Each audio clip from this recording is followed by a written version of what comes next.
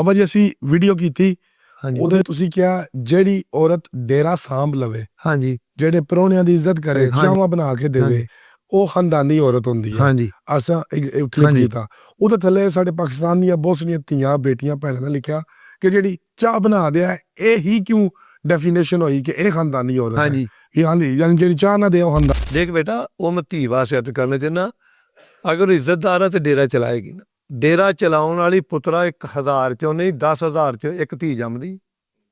10,000 ਚੋਂ ਇੱਕ ਧੀ, 10,000 ਦੇ ਵੀ ਇੱਕ ਧੀ ਜੰਮੇ ਤੇ ਡੇਰੇ ਨਹੀਂ ਉਜੜਦੇ। 20 ਪਿੰਡਾਂ 'ਚ ਪੁੱਤਰਾ ਡੇਰਾ, ਕਿਤੇ ਡੇਰੇ 20 ਪਿੰਡਾਂ 'ਚ ਕੋਈ ਬੰਦਾ ਡੇਰੇਦਾਰ ਨਹੀਂ ਨਜ਼ਰ ਆਉਂਦਾ।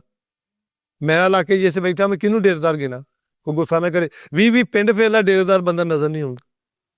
ਠੀਕ ਹੈ, ਡੇਰੇਦਾਰ ਬੰਦੇ, ਅੱਧੇ ਡੇਰੇਦਾਰ ਬੰਦੇ ਬੀਬੀਆਂ ਦੀ ਵਜ੍ਹਾ ਤੋਂ ਡੇਰੇ ਬੰਦ ਕਰ ਗਏ। ਦੇਖੋ ਬੇਟਾ, ਚੀਜ਼ ਤੇ ਘਰੋਂ ਹੀ ਆਉਣੀ ਹੈ, ਲਿਆ ਕੇ ਬੰਦੇ ਨਹੀਂ ਦੇਣੀ ਹੈ। ਤੇ ਬੜਿਆਂ ਘਰਾਂ 'ਚ ਰਿਜ਼ਕ ਹੈ। ਇੱਕ ਸ਼ੇਰ ਹੈਗਾ ਨਾ ਜੀ ਅਲਤਾਫ ਦਾ, ਇੱਕ ਲੇਖ ਲਿਖੀ ਵਿੱਚ ਰਗੜੇ ਗਏ, ਇੱਕ ਜਾਣ ਕੇ ਕਰ ਗਏ ਚਿੱਟੀਆਂ। ਅਲਤਾਫ ਰਸ਼ ਬੇਲੋੜਿਆਂ ਦਾ ਬੰਦੇ ਕੰਮ ਦੇ ਖਾ ਗਏ ਨੇ ਮਿੱਟੀਆਂ। ਉਹਨੇ ਕਿਹਾ ਇੱਕ ਦੇ ਤੇ ਲੇਖ ਮਾਰੇ ਸੀ ਨਾ, ਉਹ ਇਹਨੇ ਜੋਗਾਂ ਤੇ ਇੱਕ ਜਾਣ ਕੇ ਚਿੱਟੀਆਂ ਕਰ ਗਏ। ਸਹੀ ਗੱਲ, ਉਹਨਾਂ ਨੇ ਖਰਚ ਨਹੀਂ ਕੀਤਾ। ਸਹੀ ਗੱਲ। ਠੀਕ ਹੈ ਨਾ। ਵੇਖੋ ਇੱਕ ਬੰਦੇ 'ਚ ਵਸੈਲ ਹੀ ਨਹੀਂ ਹੈ, ਉਹਨੇ ਕਿੰਨਾ ਕੁ ਚਿਰ ਲੜਨਾ ਹੈ। ਆਪਣੇ ਵਸੈਲਾਂ ਜਿਹਨੇ ਲੜਨਾ ਨਾ। ਪਰ ਡੇਰੇਦਾਰਾਂ ਦੇ ਪਰਦੇ ਅੱਲਾ ਨੇ ਕੱਜਣ ਦੇ, ਲੇਕਿਨ ਇੱਜ਼ਤ ਦੇ ਵਿੱਚ ਸਭ ਤੋਂ ਪਹਿਲਾ ਕਦਮ ਸਾਡੀਆਂ ਧੀਆਂ ਦਾ ਹੈ। ਅਗਰ ਧੀ ਤੁਹਾਨੂੰ ਬੀਵੀ ਅੱਲਾ ਨੇ ਅੱਛੀ ਦਿੱਤੀ ਹੈ, ਚੰਗੀ ਧੀ ਆ, ਉਹ ਹੀ ਬੀਵੀ ਅੱਛੀ ਬਣੇਗੀ ਨਾ। ਜਿਹਨੂੰ ਬੀਵੀ ਅੱਛੀ ਮਿਲ ਗਈ ਇਸ ਦੌਰ ਦੇ ਵਿੱਚ, ਉਹਨੂੰ ਸਭ ਕੁਝ ਮਿਲ ਗਿਆ। ਯਾਨੀ ਖਾਨਦਾਨੀ ਅਜੇ ਤੁਸਾਂ ਦੇ ਮੁਤਾਬਿਕ ਉਹੀ ਹੈ ਕਿ ਜਿਹੜੀ ਡੇਰਾ ਚਲਾਏ। ਨਹੀਂ ਜੀ, ਡੇਰਾ ਚਲੋ ਉਹਦੀ ਨਿੱਤ ਨਹੀਂ ਉੱਥੇ ਆ ਪੁੱਤ। ਮੇਰੀ ਬਾਤ ਸੁਣੋ ਨਾ ਜੀ, ਕਈ ਦਫਾ ਵਾਕਿਆ ਆਇਆ ਹੁੰਦਾ, ਮੈਂ ਪੁੱਤਰ ਆ ਤੂੰ ਮੇਰਾ, ਮੈਂ ਤਾਂ ਆਪ ਨੂੰ ਦਾਣੇ ਮਾਣ ਦੇ ਕੇ ਗੁਜ਼ਾਰਾ ਕਰਨਾ, ਭਾਵੇਂ ਮੈਂ ਕਣਕ ਮੋਲੀ ਕਰਨਾ, ਪਰ ਉਹਨਾਂ ਨੂੰ ਪਾਣੀ ਪਿਆਉਣਾ, ਮੇਰੇ ਵਸਾਇਲ ਇਹਨੇ ਨਹੀਂ। ਤੇ ਜੋ ਮੈਨੂੰ ਆਖੇ ਵੀ ਤੂੰ ਨਾ ਕਰ, ਨਹੀਂ ਕੰਮ ਤੇਰੇ ਤੋਂ ਹੁੰਦਾ, ਤੇ ਮੁੜ ਕਿਹਾ ਮੈਂ ਕਰ ਲੈਣਾ। ਕਿੰਨੇ ਕੁ ਦਿਨ ਉਹਨੂੰ ਮੈਂ ਟਕਰਾਵਾਂਗਾ। ਮੇਰੇ ਹਜ਼ਰਤ ਅਸਮੇਲ ਦੀ ਕੁਰਬਾਨੀ ਦਾ ਵੀ ਹੁਕਮ ਆਇਆ। ਹਜ਼ਰਤ ਅਸਮਾਈਲ अलैहिस्सलाम ਗਏ ਤੇ ਹਜ਼ਰਤ ਇਬਰਾਹੀਮ अलैहिस्सलाम ਗਏ, ਊਠ ਤੇ ਬੈਠੇ ਤੇ ਅਸਮਾਈਲ अलैहिस्सलाम ਦਾ ਪਤਾ ਕੀਤਾ, ਆਵਾਜ਼ ਦਿੱਤੀ ਜਿੱਥੇ ਰਹਿੰਦੇ ਸਨ। ਉਹਨਾਂ ਦੀ ਬੀਵੀ ਆਈ, ਉਹਨੇ ਪੁੱਛਿਆ ਵੀ ਅਸਮਾਈਲ ਹੈ? ਆਪ ਦੱਸਿਆ ਨਹੀਂ ਮਤਲਬ ਹਾਲਤ। ਉਹਨੇ ਆਖਿਆ ਪਤਾ ਨਹੀਂ ਕਿੱਥੇ ਗਏ ਨੇ ਸਵੇਰ ਦੇ, ਮੈਨੂੰ ਨਹੀਂ ਪਤਾ। ਉਹਨੇ ਕਿਹਾ ਕੀ ਹਾਲਾਤ ਨੇ ਤੁਹਾਡੇ? ਉਹਨੇ ਕਿਹਾ ਕੋਈ ਹਾਲਾਤ ਨਹੀਂ, ਭੁੱਖ ਨੱਚਣ ਡਈ ਹੈ।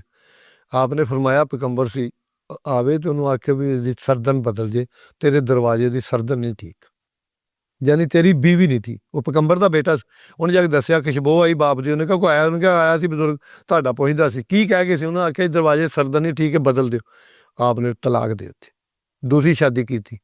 ਜਦੋਂ ਦੁਬਾਰਾ ਜਨਾਬ ਦਾ ਗੁਜ਼ਰ ਹੋਇਆ, ਉਹਨੇ ਪੁੱਛਿਆ ਵੀ ਅਸਮਾਈਲ ਹੈ?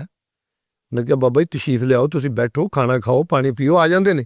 ਆਪ ਨੇ ਫਰਮਾਇਆ ਨੂੰ ਕਿ ਦਰਵਾਜ਼ੇ ਸਰਦਨ ਠੀਕ ਆ, ਹੁਣ ਨਾ ਬਦਲਿਓ।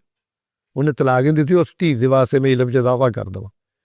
ਠੀਕ ਹੈ, ਪੈਗੰਬਰ ਨੇ ਆਖਿਆ ਸਰਦਨ ਬਦਲ ਦਿਓ। ਜਦੋਂ ਦੁਬਾਰਾ ਕਿਹਾ ਠੀਕ ਆ, ਇਹ ਸਰਦਨ ਨਾ ਬਦਲਿਆ। ਠੀਕ ਆ ਪੁੱਤ। ਉਹਨੇ ਕਿਹਾ ਦੁੱਧ ਬਣਾ ਕੇ ਵੇਚਣ ਵਾਲੇ ਦੋਜੀ ਫਿਰਨ ਹਜ਼ਾਰਾਂ, ਤੇ ਪਰਖਣ ਵਾਲੇ ਪਰਖ ਲੈਂਦੇ ਨੇ ਜਿਨ੍ਹਾਂ ਨੇ ਲਈਆਂ ਧਾਰਾਂ। ਘਰ ਆਵਾਜ਼ ਦੇਈਏ ਬੀਬੀ ਦੇ ਤਲਕ ਪਤਾ ਲੱਗ ਜਾਣਾ ਉਹਦੇ ਅਦਬ ਅਦਾਬ ਤੋਂ, ਬੋਲਣ ਤੋਂ। ਫਿਰ ਡੇਰਾ ਕਿਹਨੇ ਚਲਾਇਆ ਜੀ? ਬੀਬੀ ਚਲਾਇਆ, ਬੀਬੀ ਨੇ।